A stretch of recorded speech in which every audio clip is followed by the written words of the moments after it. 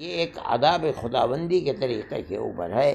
ہمیں اس آداب خداوندی اور اللہ کے غصے سے نجات پانے کے لیے ہم مذہبی اعتبار سے یہ بات کہتے ہیں کہ صدقہ سب سے بڑی چیز ہے جو اللہ کے غصے کو ٹھنڈا کرنے والی ہے۔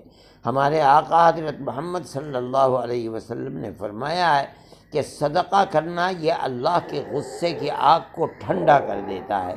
اس لیے میں کہتا ہوں کہ جن لوگوں کو اللہ نے کھانے پینے کی سویدھا دی ہے ان کو یہ چاہیے کہ وہ اپنے دائیں بائیں لوگوں کو دیکھیں، چاہے وہ ہندو ہوں چاہے وہ مسلمان ہیں۔ اگر غریب لوگ ہیں تو ان کی مدد جتنی بھی اللہ نے کسی کو دیا ہے، جتنی بھی اس کے اندر طاقت ہے، وہ دوسرے کی مدد کرنی چاہیے اور اس کے اندر دریغ نہ کرنا چاہیے۔